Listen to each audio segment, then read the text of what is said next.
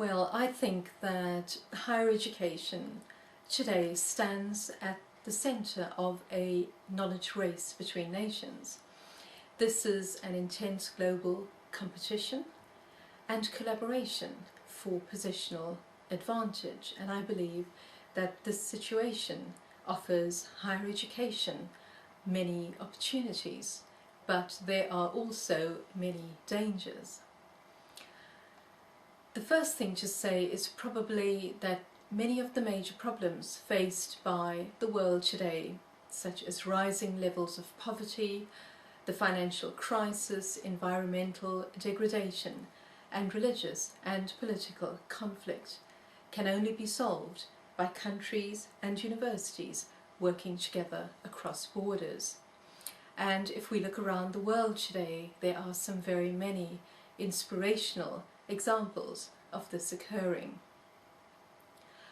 I think it is also true to say that we are living in an increasingly multipolar world of higher education. We can see this as a threat, but we can also see this as an opportunity to learn from different systems. For example, the American higher education system is one of the most accessible in the world.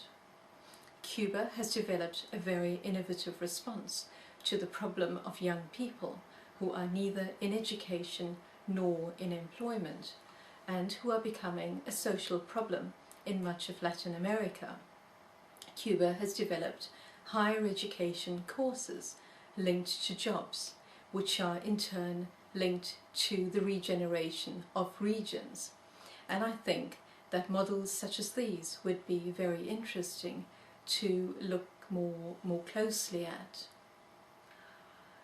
The other issue that I would like to raise is that we seem to be very much involved at the moment in a polarized argument about the relationship between China and the developing world. On the one hand, the argument is that China is a new imperial power.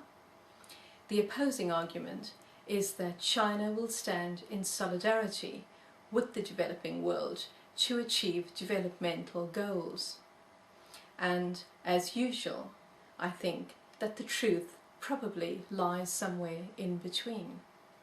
But what we really need is good quality research based on empirical facts, not on bias or on prejudice, that looks very closely at the opportunities and the dangers in these relationships.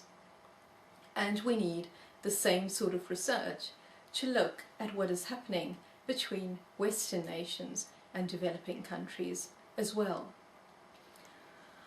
I think what is probably even more fundamental is how do we define the contribution of higher education to world societies. We are at the moment very much caught up in the high skills discourse, and I think despite this mantra, everyone knows that high skills, low skills and intermediate skills will continue to exist in all countries in the foreseeable future.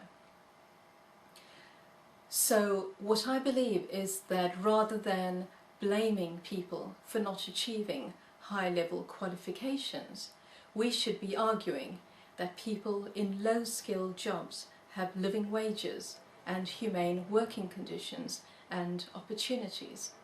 And we need joined-up labour policies that link high, low and intermediate skills with different levels of education. We are also in danger of prioritising economic growth as an end in itself. Human capital becomes the main responsibility of the university.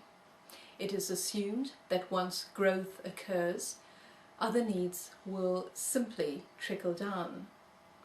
And as we know by recent crises, this sort of vision and this sort of framework has been very severely challenged, and a number of alternative frameworks and ways of thinking have emerged.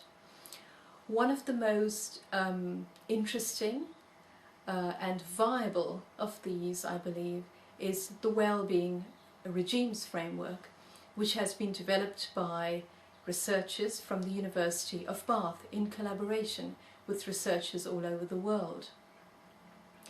And here the aim of development is seen to achieve the well-being of the population as a whole. Economic development is therefore not seen as an end in itself. Economic development is seen as being of service and in service to all these other aims.